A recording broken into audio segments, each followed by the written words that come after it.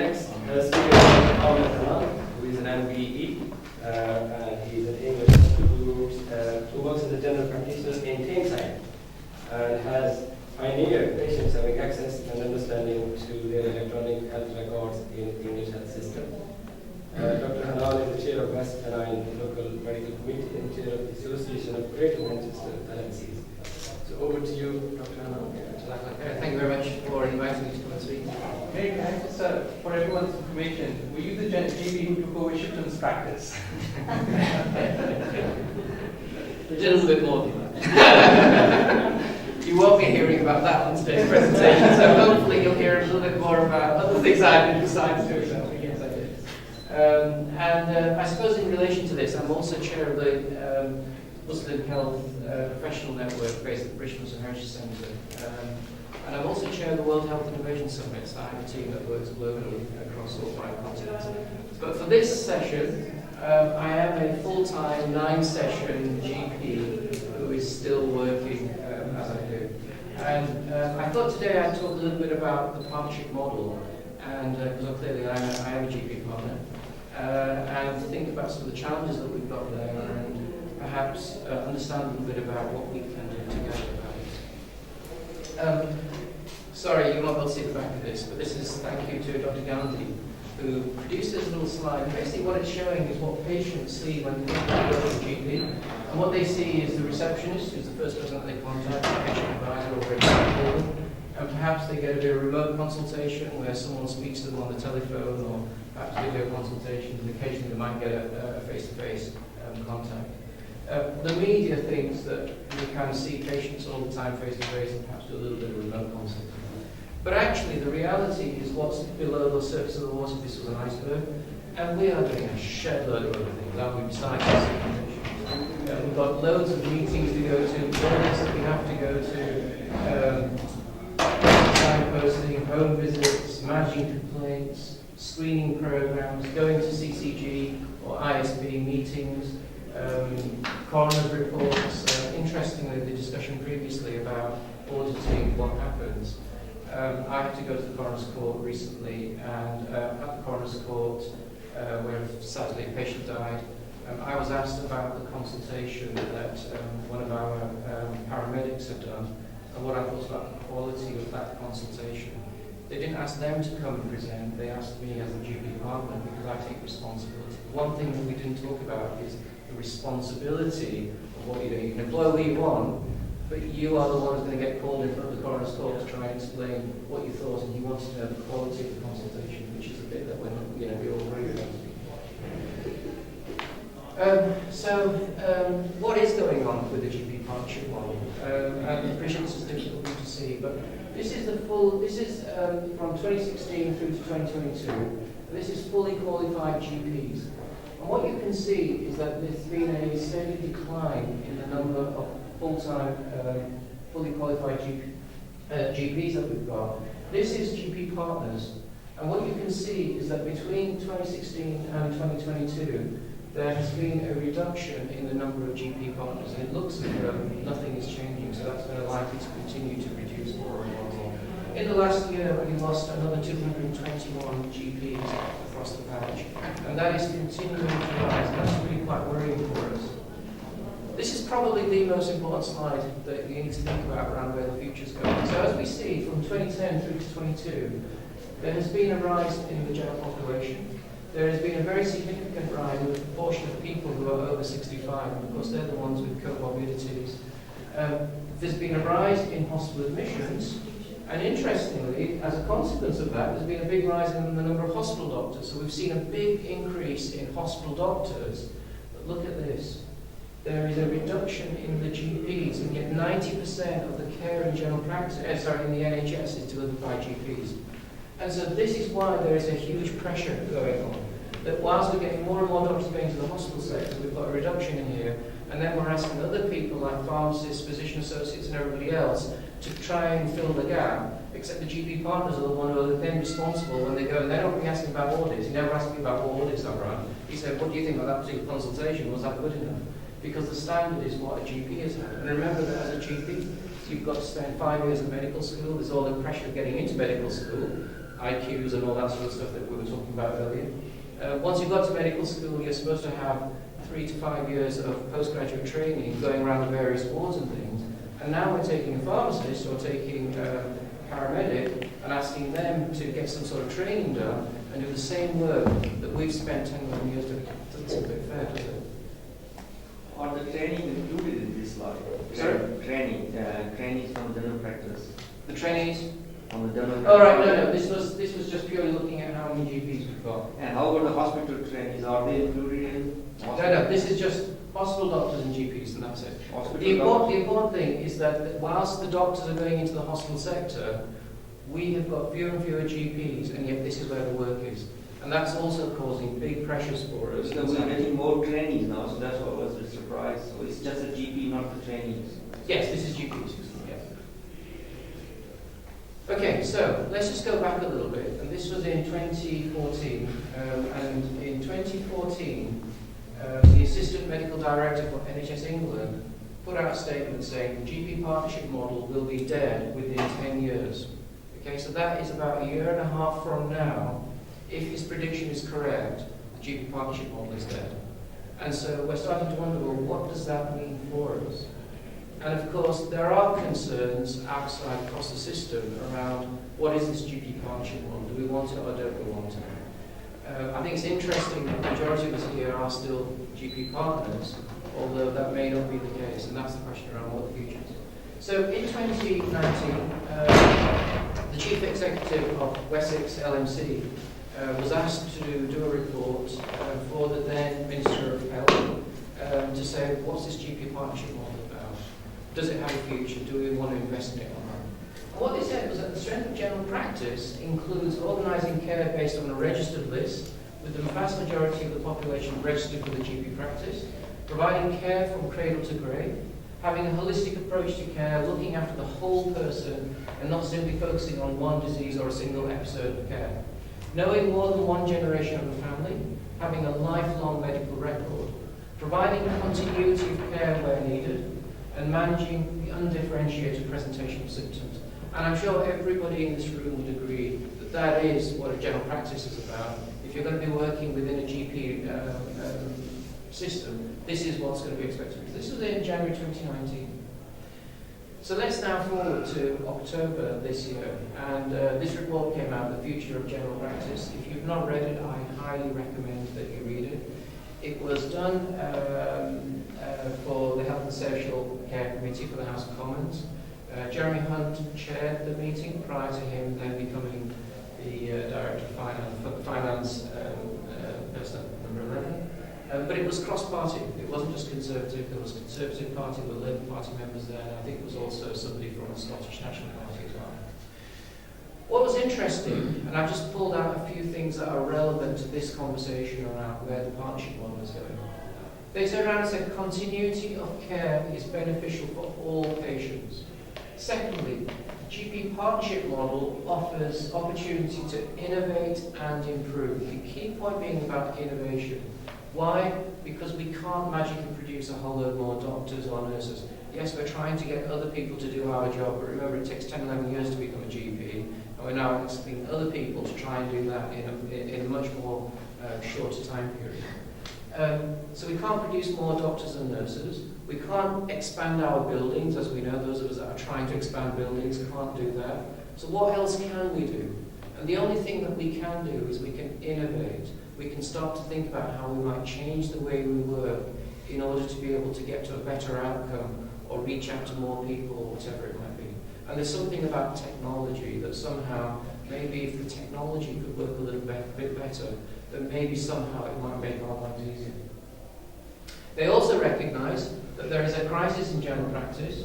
We do need to expand GP training places. But one of the things they noted was that 90% of the trainees who are white, English, middle class, whatever, are basically London and down south. And we are attracting a whole load of international doctors, IMGs, who are coming from other parts of the world, and they are being placed mainly in the north of England, in particularly deprived areas where there are bigger health inequalities, bigger challenges going on. They're not used to the language, they're not used to the culture of the place that they're working in, and we're expecting them to learn their trade and become GPs. And is it any wonder then that they're having a few more problems? So one of the recommendations was that those training places need to be equally shared right across the country so that there's an equal number of different types of people, and there's a real opportunity for everyone to get the learning and sharing the knowledge and so on. We also recognise that at the moment the reception staff just come in, they are the front desk to general practice, and yet there doesn't seem to be any standard training for them. And maybe perhaps we need to standardise the training at a national level before we put them in as receptionists at the front desk. Continuity of care is still one of the most important goals of all, and there is no policy to end the GP partnership models. If anyone's out there turning around and says, actually, the plan is to get rid of GPs and GP partners, well, this has come from October, and they're saying there is no policy to do so. Nikki Kanina has said similar things at various times throughout the year, saying that in all the meetings that she is going to, she is not hearing anyone turn around and say, we want to get rid of the GP partnership model. Maybe they know something about GP partners that perhaps adds extra value that other people perhaps don't do that. But the important thing is at least that there doesn't appear to be any policy. However, what I did note from this document, and by the way, across the board, there is general massive happiness right across the country amongst GP and GP leaders who feel for the first time there is a proper document that really recognises the breadth and the complexity of what we are dealing with in general practice. If you've not read this, I highly recommend that you read this document and see what it says. However, there are some things that are missing that it did not talk about. And this won't surprise you, but there was no mention about patient online services. So even though over the last 2 years of the pandemic, we've moved from essentially you ring the surgery or you turn to the surgeon to patient online services, there's no mention of that in the document itself. Secondly, interestingly, there is no mention around health literacy. If we are going to improve outcomes, it's not just about having GPs available and providing access and continuity. We have got to improve the health literacy of the population alongside reducing the health inequalities that exist out there. And thirdly, interesting, although it talks about partnership model, it doesn't really talk about the partnership working, which is about this idea of the doctor and the patient, and a doctor who knows the patient and the patient who knows the doctor, this very, very important relationship that you have. Traditionally, we grew up and, I knew who my doctor was, and that doctor, and those of you that are here as partners, or in the same practice as salaried doctors will know it's much easier to talk to a patient that you know something about, you've had a relationship with, than somebody who you're seeing out in the cold that you've never met before and you're never going to meet again. There's no mention of that. So interesting what they did mention. Okay, so we talked about the fact that innovation is the way forward. We've said something about technology is one of the ways that we can try and improve things on. What can we do? And one of the things that the government turned around and said back in July is that we're going to offer patients access to their future health information. And that was in July. It was a laudable thing. Many people have said it before, and I'm sure people will continue to say it for a lot longer. And then there was an update that came out that said on accelerating citizen access to the GP data. And what they were talking about is that from the 1st of November, i.e. 12 days ago, you could just walk into a GP surgery, walk out again, and if you download the NHS app or use one of the other apps that are available that offer you online services, you can just log in there, and as long as you put your details in there, you can then see what your doctor, nurse, pharmacist, or whatever is written in the notes without any need for any consent, without any understanding of how to deal with it. So if you're reading this on a Saturday morning and then you read that information, that's for you too. Okay, well, I have never, ever said that was the right thing to do. Lots of reasons for it. We know one of them, which is first do no harm. As a doctor, it's the first rule that you take. So if I go and look at my record, and I see on there's a chest x-ray result that's come back, and on that chest x-ray result it shows a shadow on the lung and query cancer, and I'm here on a Saturday morning, and I'm now completely freaked out because what does that mean? What am I going to do? Where am I going to go? Nobody ever warned me that if I download this app and click on a few buttons, that I'm suddenly going to be seeing information that I wasn't expecting. even the most basic college student who wants to apply to medical school or even pharmacy school or whatever, when they ask the question, if you were seeing somebody and you were going to break some news to them about the fact that they might have cancer, would you ever turn around and say, download the NHS app and just go online and read it? You know, which kind of trainer, which kind of university lecturer is going to accept that as good quality care? Because we know that we want to explore with the patient. What do they understand about what's going on? What do they think is happening? How much do they want to know? Do they want to know if they've got cancer or not? Have they brought a family member with them? Is the Macmillan cancer nurse there to support them over and above what the doctor and nurse is doing? That is the kind of quality, safe care that we all want to do, and certainly the kind of thing I want to do. It is not download the app and find out for yourself and then go and fend for yourself. So, I am chair of the Association of Greater Manchester Local Medical Committees, and on the 2nd of November, we put a statement out. And this is from the association, so this is not just from me. We have 7 LMC chairs across Greater Manchester, covering an area of 2.9 million people.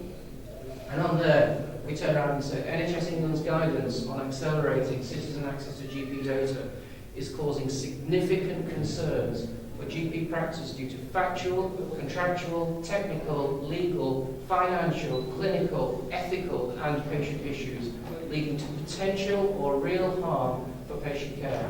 This could put more pressure on general practice and the wider NHS at a time when it's already on its knees and people are leaving in their droves. NHS England's insistence that they will direct system suppliers to switch on prospective access without adequate safeguards in place could bring the whole profession into disrepute and risk the doctor-patient relationship. That is the bedrock of what we do. So if you as a patient were to look at the record, see that x-ray, and then completely freak out, absolutely you're going to want to put a complaint in and say, what is this? I do not expect this from my doctor, my nurse, my practice, my NHS. And yet NHS England seems to think it's fine. That is the statement that we put out there. So, we are where we are. Sorry, I have a question. This thing about the patient access, the citizen access to journal practice records, this is something that was already in place, isn't it? So people could ask for access to the record. So why are you so worried about it now? Though this has been in place for ages, but now it's more wider. This is my understanding. So patients have always had the right to be able to look at their records. And of course, you know, if you want to put a complaint in, you ask your lawyer, the lawyer then applies, or you can put a SARS in, subject access requests. It's a human right to be able to access the medical records. The important point, though, is that you are making that choice to get that information. And also, usually, it would be as a result of, usually in the past, it was a matter of going to lawyers who will then talk to you, and if you get all upset, the lawyer might say, go and see your GP about it, whatever it might be. There's no safeguards, there's no warning. When you download the NHS app, it doesn't put a warning on there. Be warned, because do you know what? There's one major problem. It sounds like a good idea, isn't it? Accessing your medical records. There's just one big problem. Do you know what that is? We're all going to die one day. One day, we are all going to end up looking at a blood test result, a scan, a CT, or whatever it might be, and it's going to show something that's not quite right. And the question is, when that point happens, what are we going to do? How are we going to deal with it? Who are we going to turn to? Yeah, that's the issue here. It's not about whether you have the right to have access here. Of course you do. And I'm going to talk a little bit more about the right to have access. But with that right comes certain responsibilities. And what we have to do is to ensure that you understand what the benefits are, you can see what the information is about you, which absolutely you should have a right to do, but you also understand what the risks are as well. And if those risks have not been explained to you, if you've not been told what may happen, then certain harm might come. And as a doctor, our duty as a healthcare professional is to advise about the advantages and the disadvantages. Anyone can read Google, right? You can go on Google and you might find some really good information. If you look tightly enough, you'll also find information that could be positively dangerous. And that's why we go to professors like this who can actually help us to critically appraise that information so that we don't just read because it says on Google, right? Otherwise, why would we send people to go off with BScs, MScs, PhDs, become professors to learn this? This takes time. Yeah, so everyone has Google in their pocket, but who's going to just use Google as a way of finding it? And why do we send our children and our families to the university to learn because they do Google? So So I hope that answers that question around what we need to do. But actually, I don't want to stop there, because I'm not here to stop people from getting access to their medical records. Quite the opposite. Stephen Covey's 7 Habits of Highly Effective People. So these are the 5 to 7 habits that people have, that some of the best people in the world will become very effective in what they do. And it's being about being proactive. Begin with the end in mind. Put first things first. Think win-win. Seek first to understand, then to be understood. Synergize, sharpen the sword. So where do I want to be? Well, I don't want a position where someone is left in the dark. I do want people to be able to access their medical records, but I want them to understand what the benefits as well as what the risks are, so that we can talk about how to manage those risks, minimize those risks. There'll be some people for whom there is no problem with them having access to their records. In fact, at the moment, I'm a doctor. I'm qualified to look after my 12,500 patients and look after them. But guess what? I can't even access my own medical records. Why is that? I'm okay to be able to look at everyone else's records, but I can't do it myself. That seems a bit odd, doesn't it? Very, very strange. So it's thinking about how do we move from where we are at the moment to a better place where it is safer, where people can access their medical records, but they understand them, not just access them, and also they know what to do before they're looking at the records, because when they start seeing things that might make them, they know how to deal with it. Okay, so this is why this idea of the circle of control becomes really important. And in the middle you have the circle of control, which is where you should put most of your focus in. Around that you have a circle of influence. And if you understand what that circle of influence is and expand it, that will help you. But then you have this circle of concern. And this circle of concern is where you worry about things that are completely out of your control. And this becomes really important when it comes to start thinking about it, because the things that we have control over are our thoughts, our words, our actions, our behaviors, our reactions, our decisions, choices, our attitude, our mindset, our mood, our work ethic. The circle of influence are things where we can influence something that may help us in terms of furthering what we're trying to do. So there'll be things like our commitments, our reputation, whether people like me or not, and my productivity at work, my children's future, where I work, who I vote for, how much my partner loves me, whether I get promoted. Those are things that we can influence and we can work on, and what we should do. What we can't do is worry about government policy. What we can't do is worry about traffic or the economy and prices. And of course, at the moment, with the crisis, the current crisis that we've got, economic crisis, people are worrying about these things. But there's no point worrying about those things because we can't influence that. Outcome of most court cases, the media being made redundant, how much stock a retailer has, celebrities' behaviours and opinions. These are things, world peace, the weather, the threat of war, if public transport is going to be on time or not. There is no point in worrying about these. What we need to focus on is the things that we can do and the things that we can influence around us. Okay, so this I think is really important. Because Malcolm Gladwell said, the 10,000-hour rule says that if you look at any kind of cognitively complex field, and believe you me, being a GP at the moment, it's cognitively very, very complex. From playing chess to being a neurosurgeon, we see this incredibly consistent pattern that you cannot be good at that unless you practice for 10,000 hours, which is roughly 10 years, if you think about 4 hours a day, right? You have to practice and practice and practice until you get better. You can't really do it very, very well or call yourself an expert if you're only doing it 1 day a week or 2 days a week. And that's why that question mark about being a full-time GP, part-time GP or non-GP becomes really, really important. Because if you want to be an expert, you're going to need to do the 10,000 hours to do it. You're going to have to do that somehow.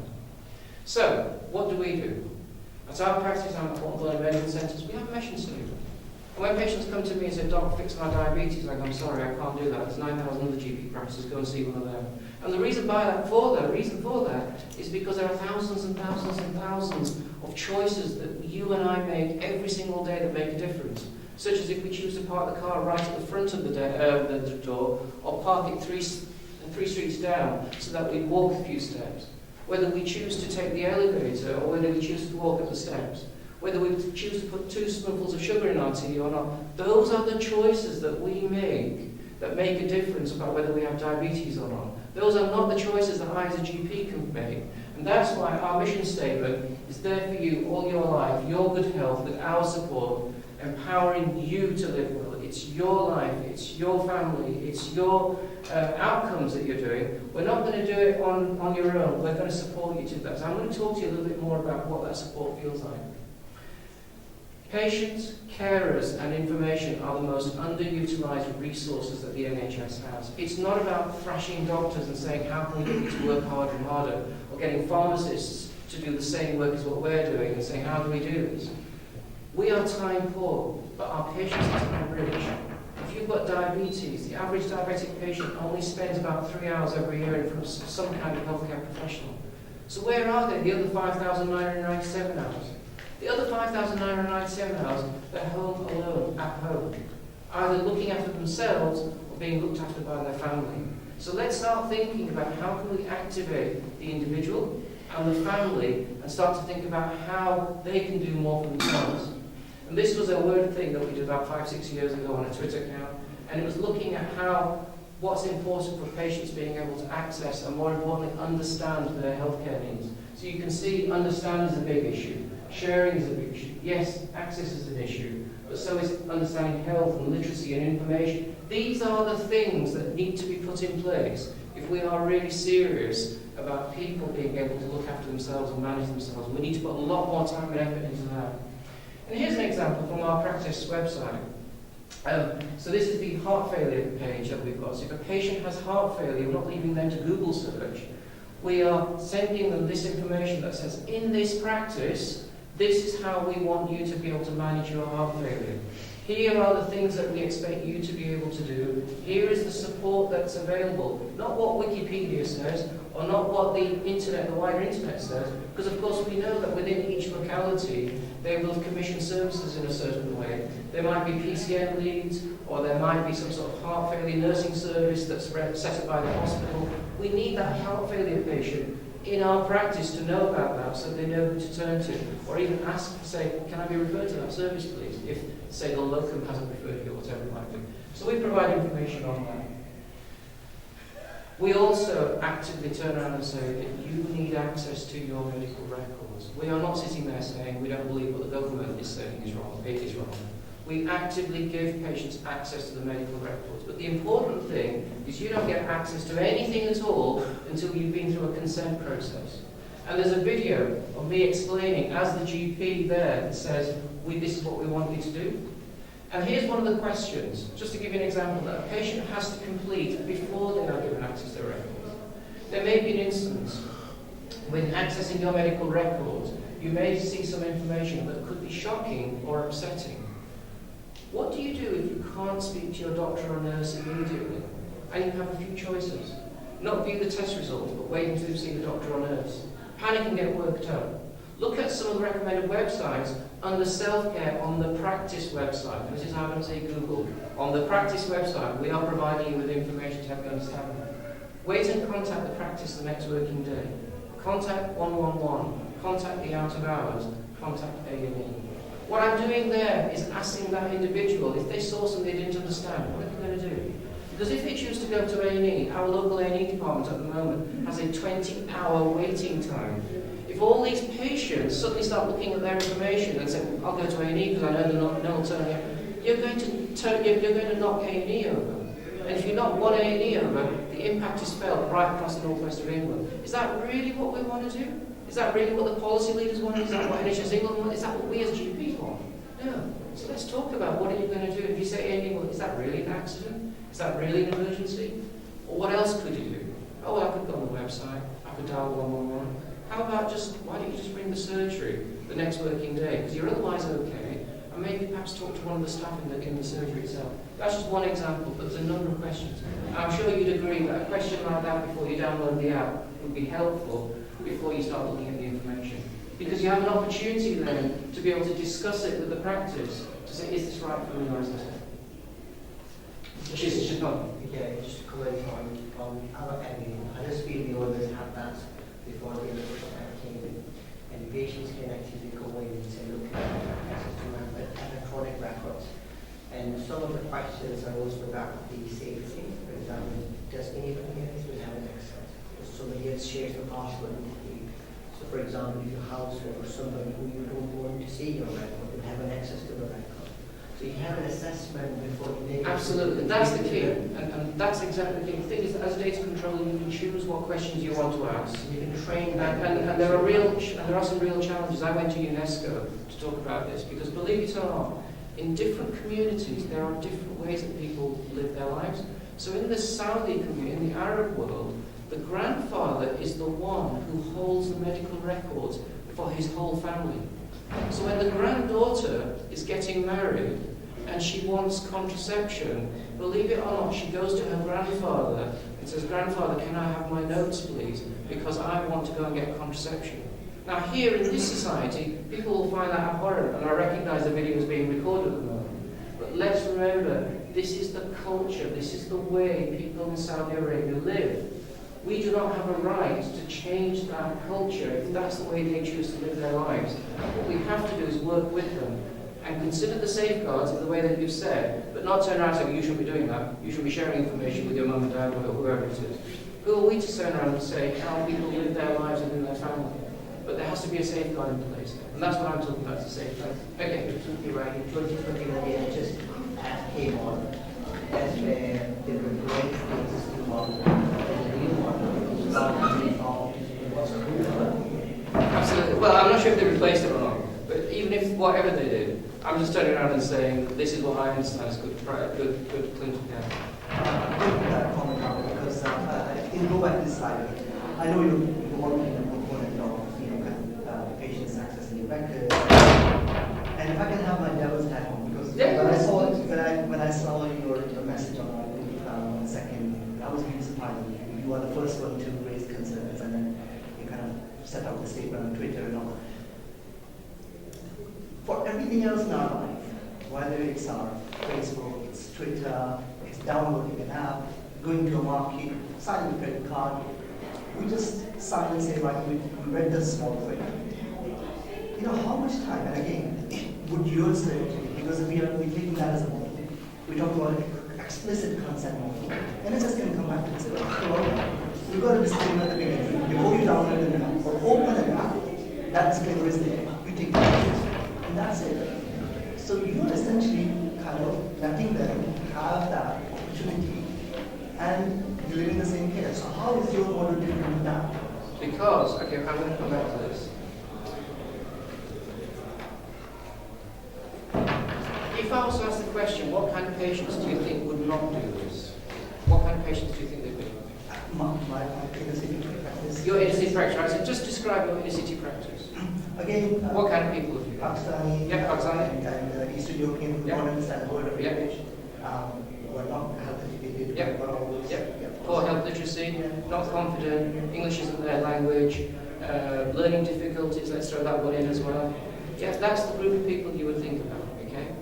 And so if we just switch on the access and say there's an app available, there'll be certain groups of people who downloaded the app and use it, but there'll be large numbers of people, the ones that are in your patient population, who won't benefit from this at all, because they don't sit there watching BBC News and listening to what's going on, or reading Cosmopolitan magazine, or hearing whatever it is in the Daily Webber.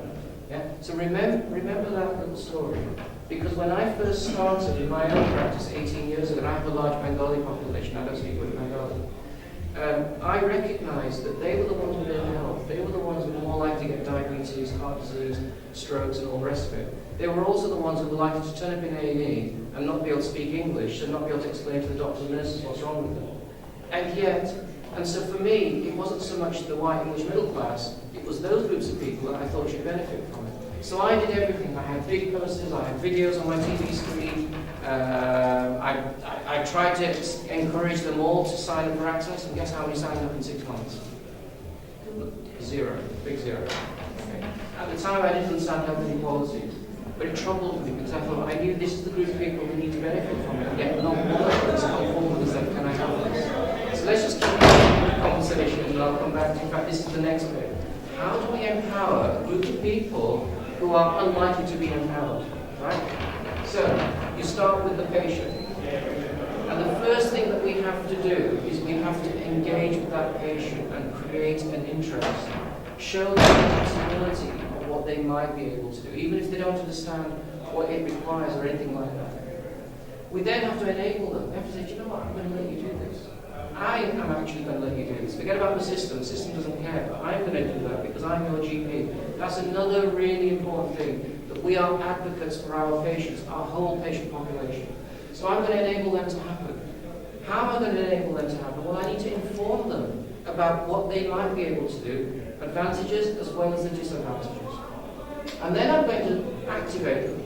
I'm going to say to them, if you do this, if you complete this questionnaire now, then you can then get access to your records. Now, the big mistake that we all make is if we tell somebody to do something, that somehow they're all going to do it. That doesn't happen. In the real world, Coca-Cola understands this. You have to, do you know how many times you have to remind someone before they actually go and ask for a bottle of Coke? 5 times. Right? So that patient comes to see me once, and then I don't see them again for the next year. And in the meantime, all they're hearing about is you have a God-given right because NHS England says that you can access a doctor. Nothing about the fact that you can access your records, you can just access your doctor. So they've got to hear it 5 times before they get the message that says, please do this. So that's why you have to reactivate, because they'll forget. They say, oh yes, doctor, I'll do that. They go home and they forget. They come back again, you've not done this, and they come back a year later, 2 years later. They spend 20 hours in A&E and say, the doctor knew nothing about me. Why is that, doc? So I said, well, that's because I told you to sign up for this. I told you to download the app. I told you to complete the questionnaire. And sometimes what happens is they have to have a really, really bad experience. They go, why did that doctor not know this? I said, that's because I told you to do this. I told you to provide the needle in the haystack, the little bit of information that's in your record for that doctor or nurse or pharmacist, wherever to see.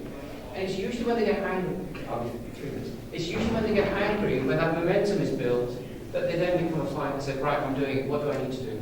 And it's amazing how many people I am now seeing who are actively saying to them, they need to do this. But there's just one big problem with a flying empowered patient. Do you know what that is? I've already given you a clue.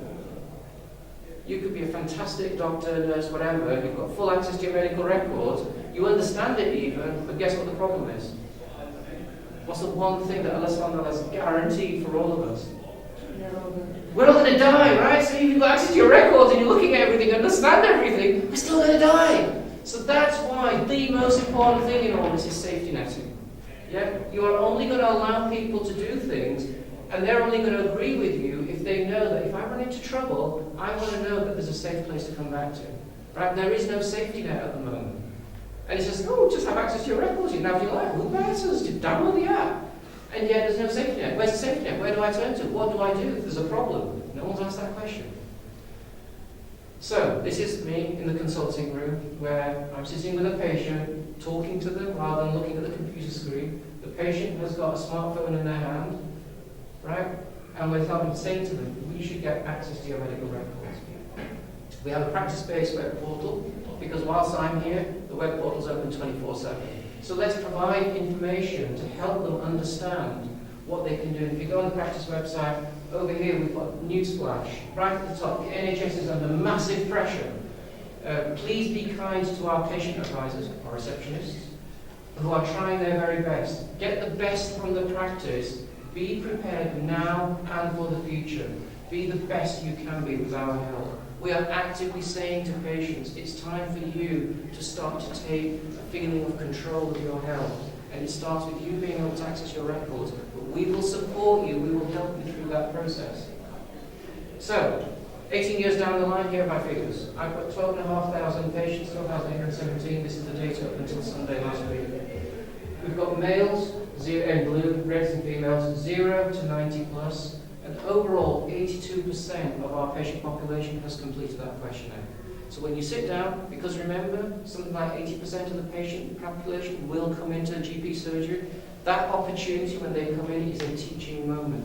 That is the opportunity you have to be able to help that patient to say, should we go through a questionnaire? Remember how I said Bengali patients, learning disability patients, elderly patients who can't have access to their records because it's too difficult for them? Here's my data. 82% of the patient population got access to their records, but do you know what? For Bengali, in my practice, 87%. How many people here can read what their doctor or nurse has written about them?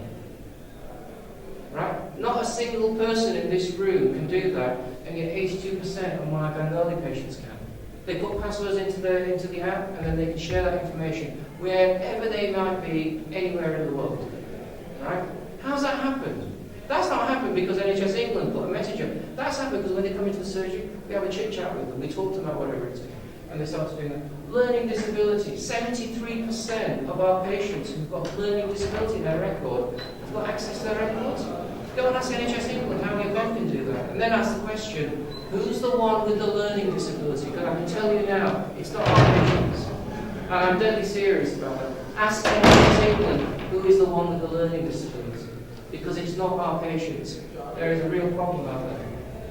And if you want to go further than that, then on the 28th of October, Radio 4 Inside Health, I was on the radio talking about this because BBC Radio 4 wanted to know what's this story, what's going on. And I talked about the benefits of accessing the medical records. I did not say we're against it, quite the opposite. I want this. But it's got to be done safely. It has to be done with consent. It has to be done with consideration. And if you're interested, that was the tweet. And I've had a moment about some of the issues around that. So the issue is you need to start talking to your patients because no one else is going to care for them. You will because you're the GP. And instead of turning around and saying, let's just do it, and put a link up there and say, they're not going to figure it out for themselves. You're going to have to help. You're going to have to talk. You're going to have to say to them, look, there's free Wi-Fi in the surgery. Whilst you're here, whilst I'm sorting out your diabetes, download the app.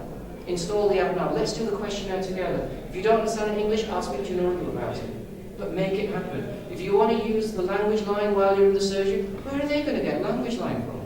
But we can do that.